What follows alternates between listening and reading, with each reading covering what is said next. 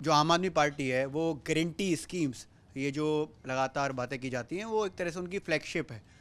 आपको लगता है कि ये कांग्रेस पार्टी ने आपकी फ्लैगशिप जो गारंटी स्कीम्स है कोट एंड कोट उसको चुरा लिया? क्योंकि आप कई बार जिक्र भी करते हैं जिस तरीके से गारंटी के सहारे कर्नाटक में सरकार बनाई, मध्य प्रदेश में दावे हैं, राजस्थान छत्तीसगढ़ में भी बातें की जा रही हैं। तो आप जैसे गुजरात में जाकर जिस तरह से आपने गारंटी स्कीम का दावा किया था, तो कांग्रेस ने उस आपकी वो रामबाण औषधि को चुरा लिया है? देखिए, अच्छी चीज़ें कोई भी करे उससे किसी को आपत्ति नहीं है। और मैं तो ये कह रहा हूँ कि एक बुनियादी फ़र्क है जो अर्थव्यवस्था मोदी जी की चलाने का तरीका है और जो केजरीवाल के चलाने का तरीका है। आप जनता से टैक्स का पैसा लीजिए, उसको उठा के अपने चंद पूंजीपति मित्रों को दीजिए, और जब वो पैसा बैंकों का चुका ना पाएँ, जो हमारा आपका पैसा है जो बैंकों में जमा है, जो उठा के अपने पूंजीपति दोस्तों को देते हैं नरेंद्र मोदी जी, और जब उनके दोस्त वो कर्जा नहीं चुका पाते हैं तो कहते हैं साहब इनका कर्जा जो है वो राइट ऑफ कर दिया जाए। 13 लाख करोड़ रुपए, इस देश के लोगों की जानकारी के लिए बताना चाहता हूँ, राइट ऑफ करने का काम नरेंद्र मोदी जी की सरकार ने किया है।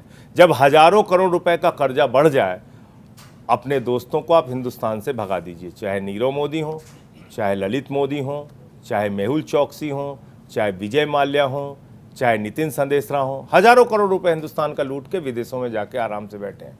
हम आप दुश्वारियों में अपनी ज़िंदगी बिताते हैं। हमको महंगाई झेलनी पड़ेगी, हमको महंगा दूध भी खरीदना है, आटा भी खरीदना है, दाल चावल भी खरीदना है, हमको कैंसर की दवा भी महंगी मिलेगी, पेट्रोल भी महंगा मिलेगा, डीजल भी महंगा मिलेगा, सब्जियां भी महंगी मिलेगी। हमारे लिए सारी दुश्वारियां हैं।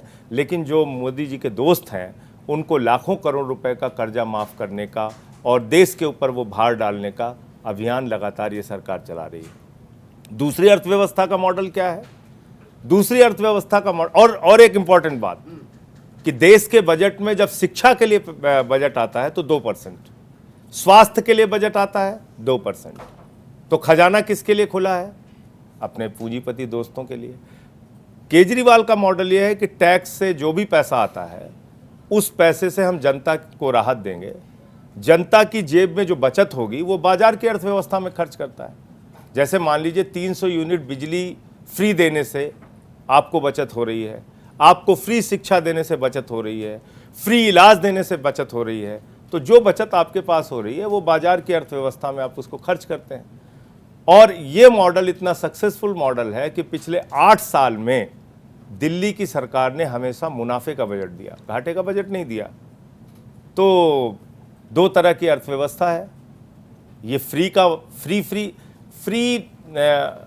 बिजली, शिक्षा, पानी, इलाज, ये हिंदुस्तान के लोगों की ज़िंदगी की मौलिक ज़रूरत है। ये कोई ऐसी चीज़ नहीं है, हम ऐसी कोई चीज़ फ्री में नहीं दे रहे हैं कि जो कि ज़बरदस्ती आपको बुलाया कि नहीं साहब ये आपको फ्री लेना ही है। आज उन महिलाओं से पूछिए जो मजदूरी करती थी, जो घरों में बर्तन मांजने के लिए और सफाई करने के लिए जाती थी, उनको अगर 50 रुपये रोज़ अगर बस का किराया देना पड़ता था तो उनके लिए कितनी बड़ी तकलीफ़ की बात थी। हमने बस फ्री किया महिलाओं के लिए। तो मुझे लगता है कि ये एक सक्सेसफुल अर्थव्यवस्था का मॉडल है।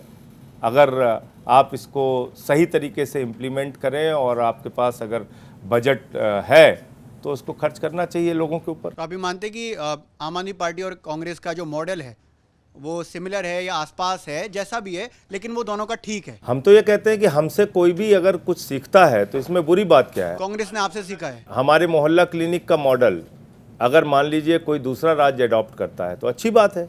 अगर हम यहाँ पे फ्री बिजली दे रहे हैं और वो फ्री बिजली का मॉडल कांग्रेस कर्नाटक में और हिमाचल प्रदेश में उसकी घोषणा करती है तो अच्छी बात है, करना चाहिए, इसमें बुरी बात क्या है?